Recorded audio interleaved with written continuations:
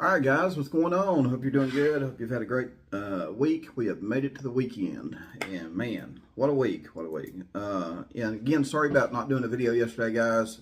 Wife had a root canal, and the file or a file. I think it's called. To me, it's a drill bit, but they call it a file.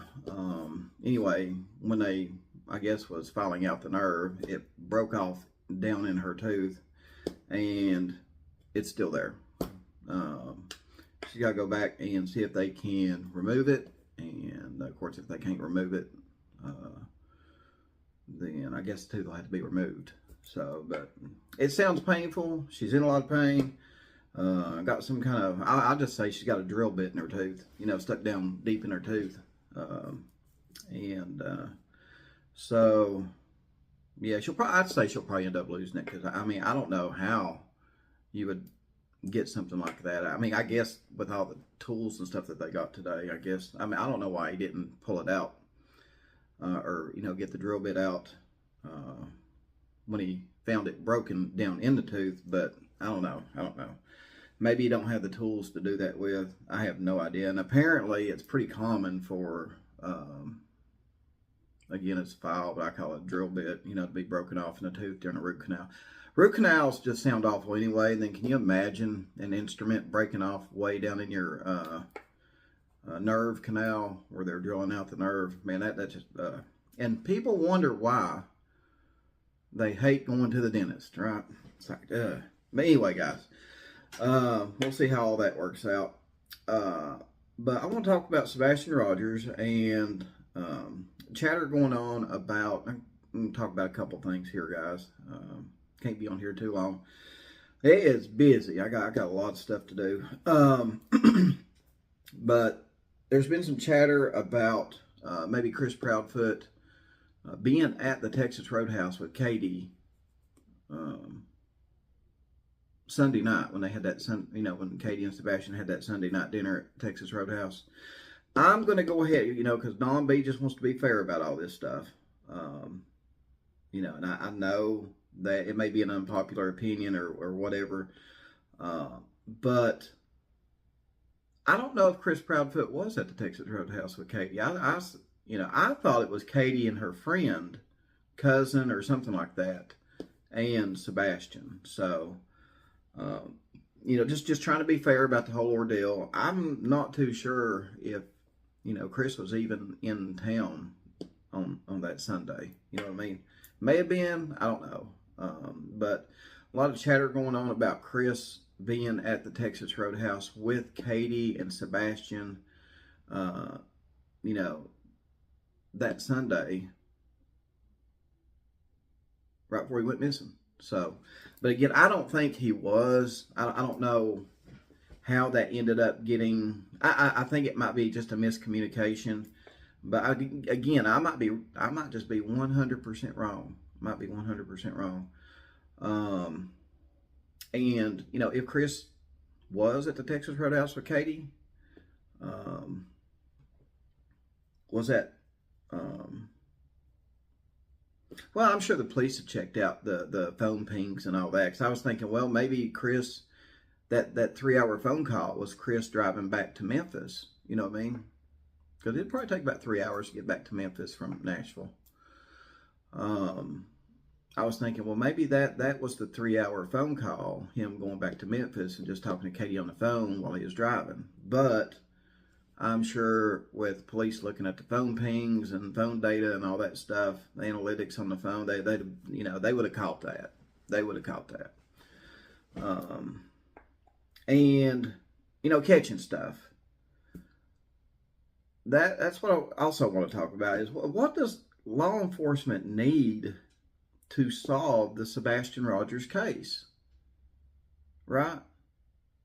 We don't know what they need, but do they need physically to find Sebastian, alive or otherwise? Do they just need maybe some more video footage, picture footage, something? I don't know. But I just assume they have more evidence than they're letting on. That's just my opinion. But how much more evidence do they need? You know? And as I think about this and analyze it, guys, this is what I think about. All right. And we all know Leilani just got, you know, well, anyway, I feel so bad now. I done forgot his name. Quentin Simon. He finally got justice. Leilani, you know, man, was it 19 counts of, wow, 19 counts of making a false report or false statement or something like that. But, man, they nailed her to the wall, and she, yeah. Don't have to worry about Leilani no more. Anyway, Quentin Simon got justice. But thing is, I mean, I just still can't believe they're saying no evidence of foul play or other means. I mean, I could understand if it was a rural area like Beach Creek, guys, in the Summer Wells case. I can understand law enforcement saying, well, you know, there's lack of Ring doorbell cameras, there's a lack of video, a lack of this, like, because Beach Creek is very rural. I mean, there ain't crap out there. I mean, it's just farmland, right? It's as rural gets. But where Sebastian went missing, guys, upscale neighborhood, upscale subdivision. It's not like it's a backwoods type community or neighborhood right there where Sebastian lived. It's not backwoods or anything, nothing like that. And we all know that even with Leilani Simon, cameras, you know, police ended up finding out from these cameras that captured her tag that she was out driving around when she told investigators she hadn't. You know, so they searched these cameras and you know, lo and behold, there's the tag for the Dodge Journey.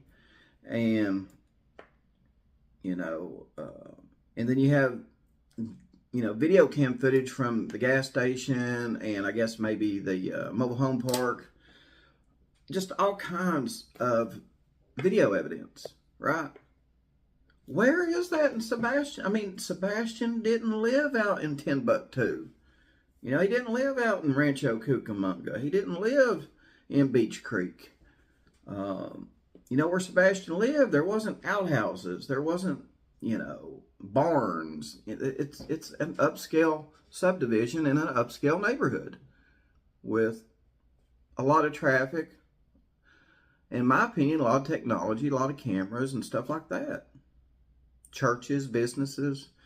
So I'm just really baffled, guys, at the lack of, you know, number one, photographic evidence, and two, video evidence in the Sebastian Rogers case. I'm totally just baffled at police saying that they really don't have much to go on as far as, you know, they still can't say there's foul play involved or anything. They don't know if he walked off. They don't know if they just don't know nothing. They say they're basically like in the Summer Wells case at square one. But it bothers me because I can understand the Summer Wells case. I can't understand Sebastian Rogers. Two totally different worlds where these kids went missing. I mean, Sebastian went missing in a very highly populated, you know, where they have a lot of technology, Ring doorbell cameras, you know, you name it, businesses, churches, whatever. Summer Wells basically went missing on, you know, a scene from Little House on the Prairie. You know what I mean? People probably don't even know what a Ring doorbell camera is in Beach Creek. You know, some people probably don't even know what a camera is in Beach Creek. It's just very rural, guys. Very rural. So that really blows my mind on the Sebastian Rogers case when I compare it to the Summer Wells case. So that's basically what I wanted to bring to you. That's what's been on my mind. I'm sorry, I was wanting to talk about this yesterday, but man, it just seemed like yesterday just went. So, but again, I do not think, and old Don Beach is trying to be fair about all this. I'm just, me, I'm a straight shooter. Don't want to lead you guys astray or try to lead you guys astray or anything like that. But I just kind of wonder, and I'm not like, casting doubt on whoever said that Chris was at the Texas Roadhouse with Katie. I'm just thinking, because I'm pretty sure it was Katie and her cousin or a friend or something like that. And that person I'm interested in too. I wonder if police have looked into that. Old Don B would like to take a look into that person as well. Because that person had access to Sebastian right before he went missing. You know what I mean? So, where did that person go then after they left Texas Roadhouse? I swear I don't think Chris was there. I don't. But that's just my opinion. I really don't think Chris was at that Texas Roadhouse that night. Again, I might be wrong. If I am, hey, I'm human. We all make mistakes. But I just really, in my gut, don't think Chris was at that Texas Roadhouse. Because I think it would have been called out way sooner. I think police would have been on to Chris really heavily about, thought you said you wasn't in town. You said you was at work 3 hours away. Why was you at Texas Roadhouse Sunday? Why was you in town right before your kid went missing? I'm thinking law enforcement would have really hammered hard at that. You know what I mean? And that would have not ended well for Chris. I really think it would not have ended well for Chris. That's why I don't really think Chris was at the Texas Roadhouse with Katie and Sebastian. I'm thinking it was Katie's cousin or one of Katie's friends. So I'll have to go back and check on that. So anyway, that's been a big chatter point on social media. That's been hitting the waves. So I've seen a lot of stuff, and I thought, I was just like, wait a minute. I really don't think it was Chris at the Texas Road. I think Katie said it was her cousin or something like that. So I might have to redo this video and talk about that after I do some research.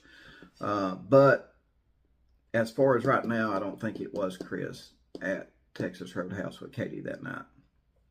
So let me know what you think on that, guys. Let me know what you think on that.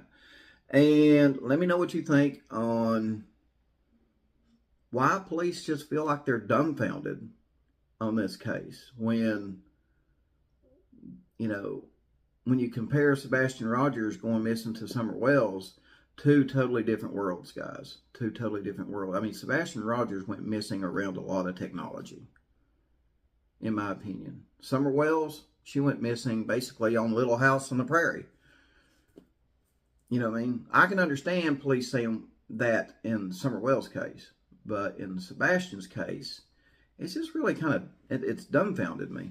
So let me know what your thoughts and opinions are on that. I mean, do you think old Don B is right on that? Do you think I'm hitting the nail on the head on it? It just seems kind of stupid that police have come out and said, well, we've checked this, we've checked that, and we really don't know what to think. We don't know whether he walked off. We don't know whether there's foul play involved. We just don't know. You know what I mean? So let me know your thoughts and opinions on that, guys. I don't know what else to say. That's basically it. So thanks for listening to me ramble on. Appreciate it, guys. And again, I will be on here tomorrow with another video. I'll probably be up all night thinking about the Sebastian Rogers case again tonight. So, Lord, what have I started? I ain't going to get no sleep tonight. I need to make another Summer Wells video. I ain't made one of them in a while. So, want to keep Summer's name out there and all that. In both cases, hopefully they're out there somewhere. And all we can do is keep the hope. Keep the hope and keep the faith. So anyway, guys, that's it. Again, thanks for tuning in. Drop some comments. Let me know what you think. And I'll see you guys tomorrow. Y'all take care.